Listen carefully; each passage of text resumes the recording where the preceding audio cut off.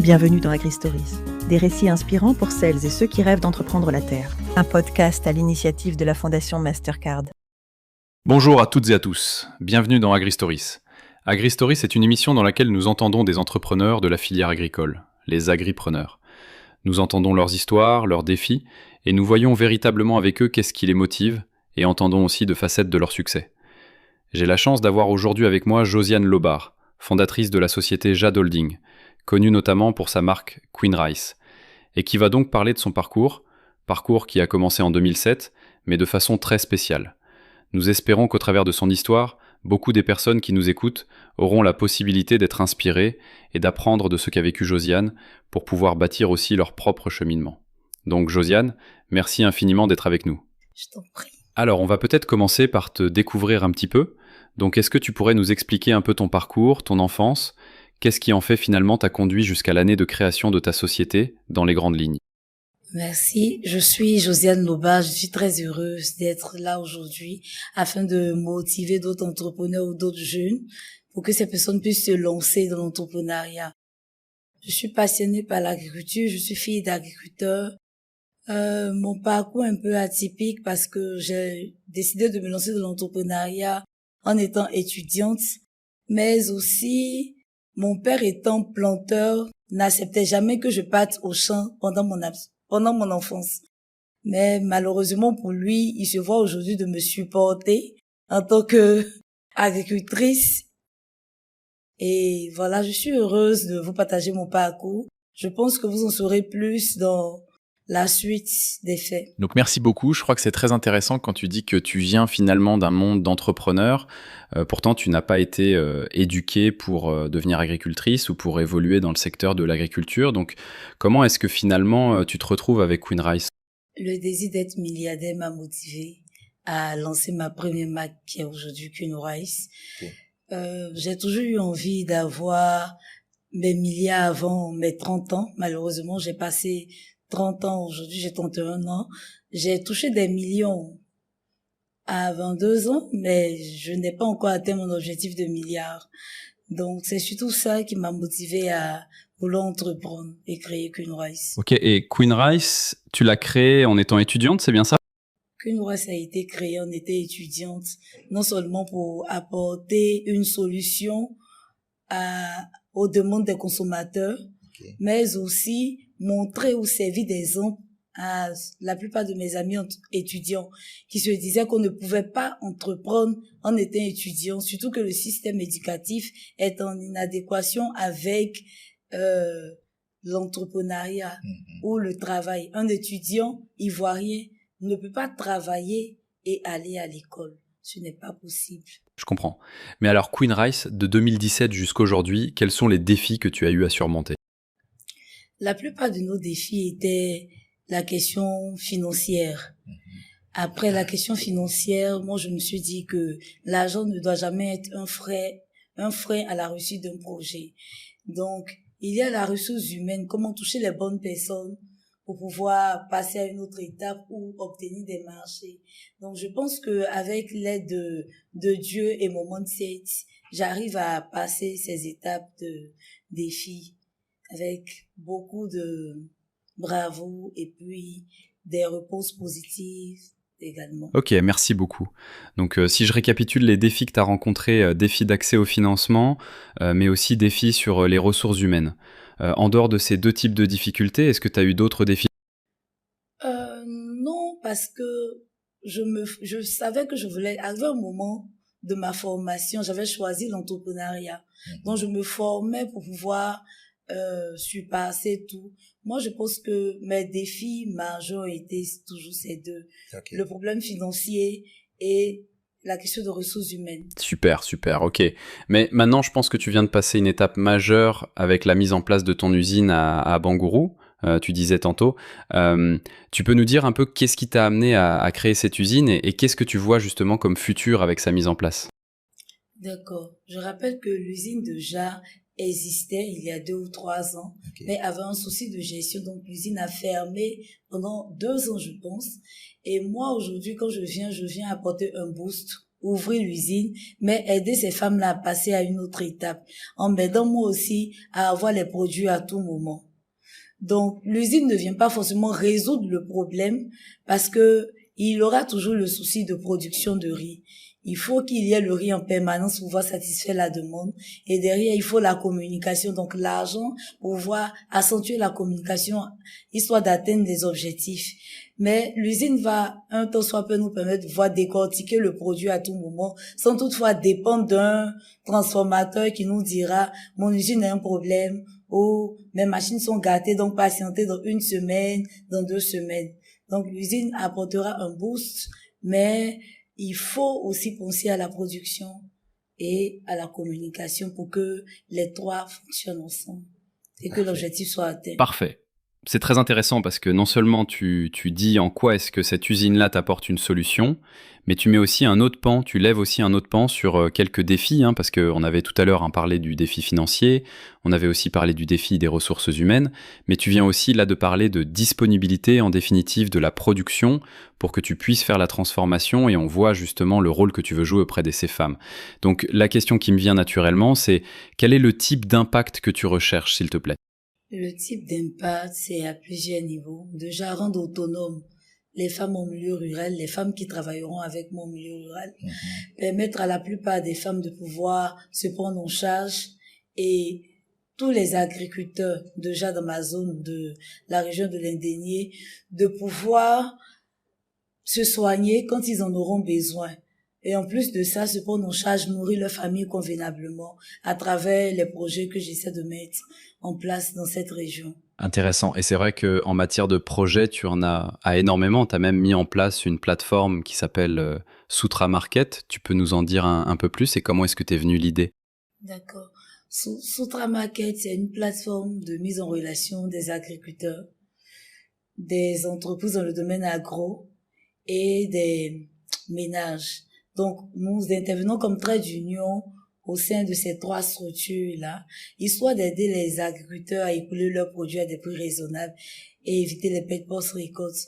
Mais l'idée de création de cette plateforme SoutraMarket.net m'est venue après une frustration de mon père, en fait. Lui, étant agriculteur, avait un marché de la prison civile de chez nous.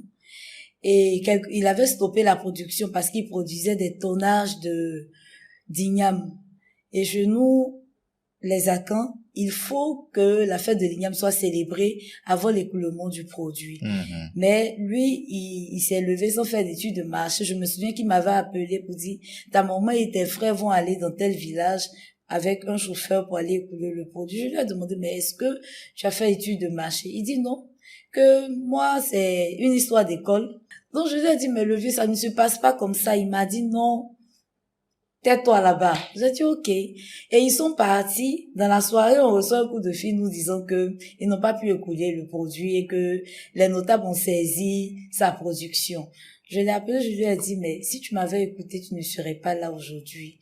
Et suite à cela, il a fallu des jours pour qu'il trouve une autre solution, pour que non seulement on lui donne ses produits et qu'il parte écouler dans son village. Il aurait pu envisager cette possibilité au départ en envoyant quelqu'un là-bas.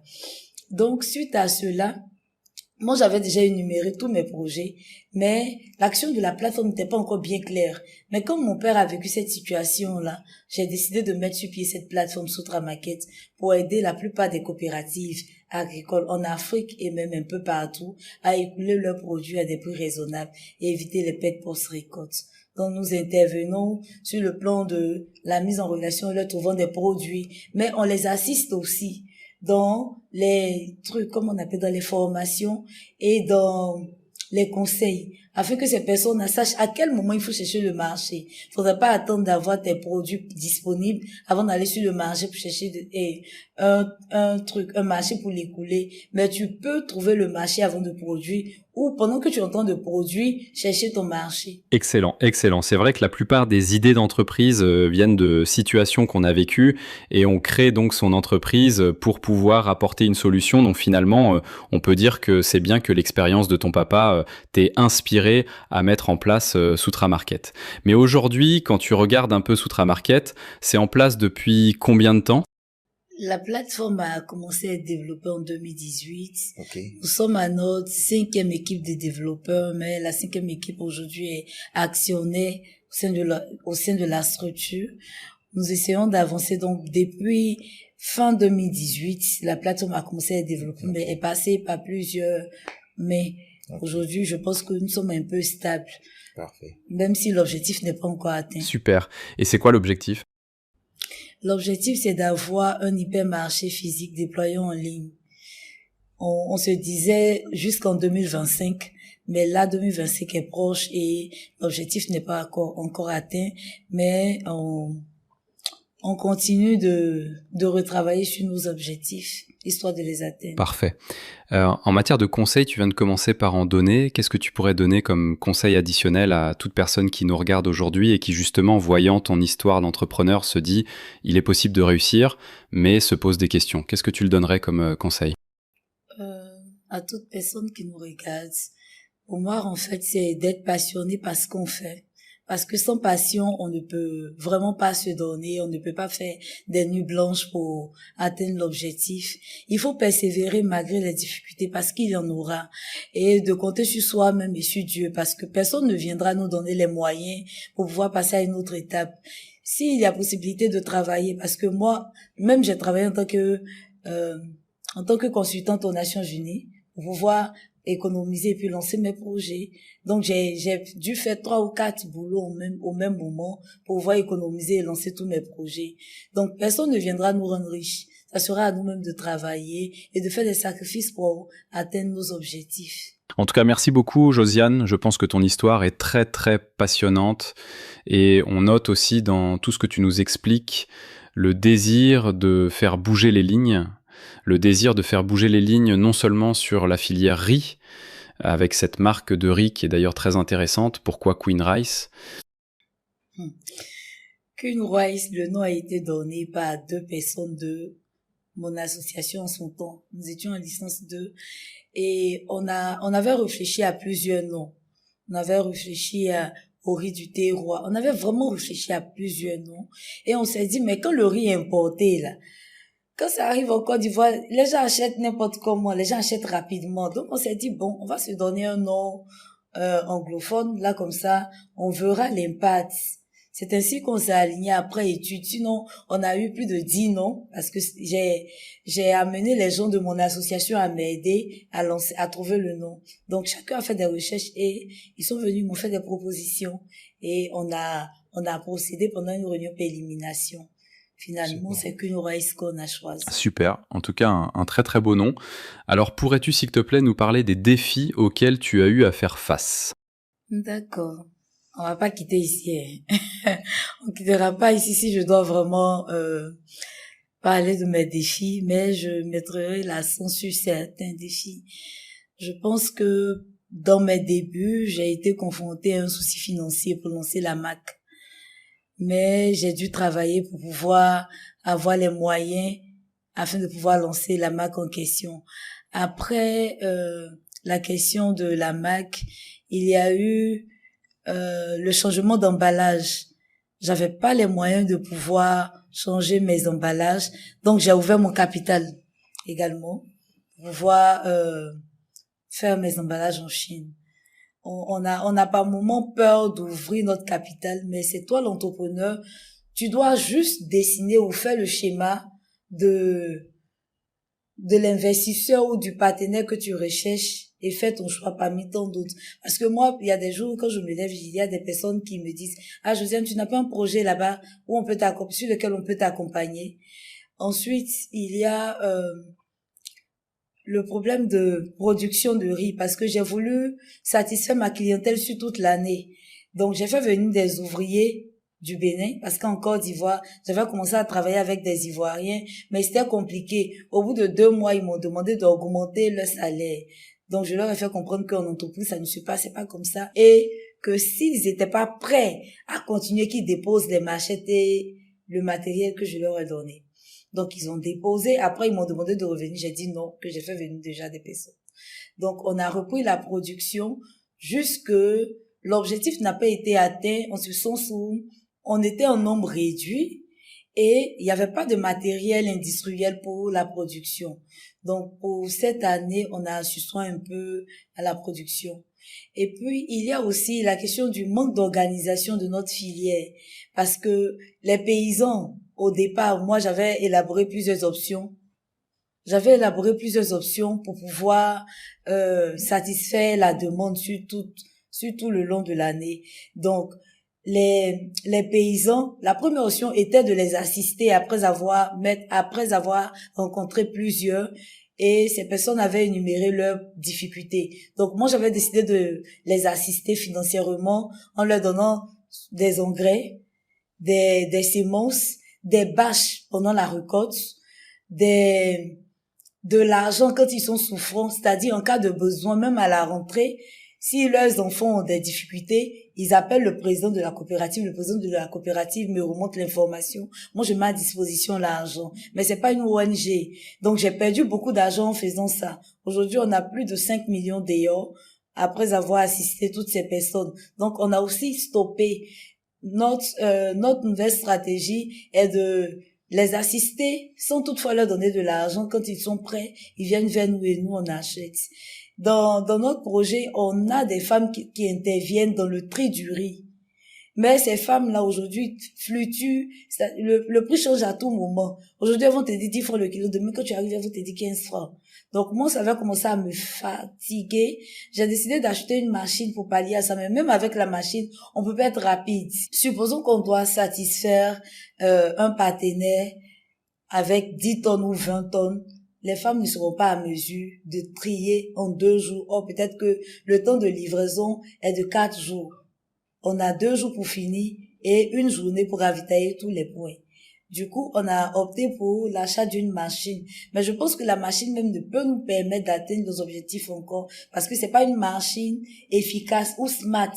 Donc, on essaie d'opter pour d'autres machines encore. Je pense que dans l'avenir, on pourra relever tous les défis qu'on rencontre au fur et à mesure. Wow, énormément d'informations, et je pense que dans les défis que tu as mentionnés, au-delà de cela, tu as aussi donné des conseils, notamment à accepter d'ouvrir son capital et ne pas en avoir peur, parce que finalement c'est nous qui faisons entrer les investisseurs, donc on peut aussi bien faire une structuration pour que les investisseurs soient là.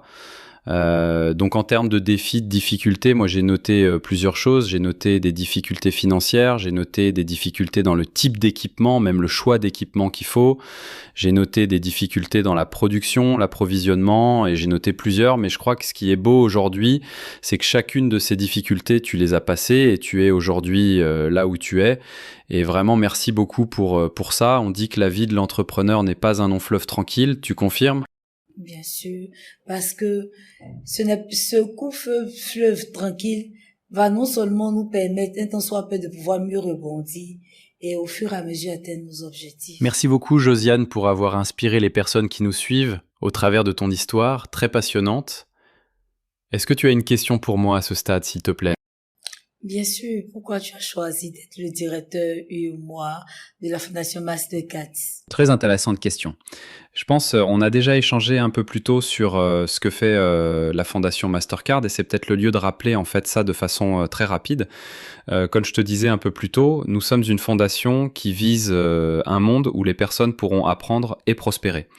Et c'est dans ce cadre-là que nous faisons des interventions, des programmes, des actions pour permettre aux jeunes notamment qui sont en Afrique d'avoir des emplois au travers de nos interventions. Et je crois que quand on vient de ce continent, quand on voit les réalités qui sont les nôtres, quand on voit nos frères, nos sœurs, nos parents chaque jour en train d'essayer de gagner leur pain quotidien, on ne peut pas être insensible aux difficultés qu'ils rencontrent. Et donc avoir cette opportunité avec la Fondation Mastercard, qui est l'une des plus grandes fondations privées au monde et qui donc décide de mettre ses ressources au service de cette cause-là, est une mission qui pour moi est très exaltante et que je ne pouvais pas refuser. Et l'opportunité de rencontrer justement des personnes comme toi chaque jour nous donne en fait du baume au cœur et nous permet de dire qu'il y a un espoir et que justement on va y arriver. Merci beaucoup. Merci à toi pour ton engagement. Merci à la Fondation Mastercard pour son engagement vis-à-vis de nous, les entrepreneurs et de l'Afrique. Merci à toi. Merci beaucoup de nous avoir suivis et d'avoir écouté attentivement l'histoire de Josiane. Un podcast à l'initiative de la Fondation Mastercard.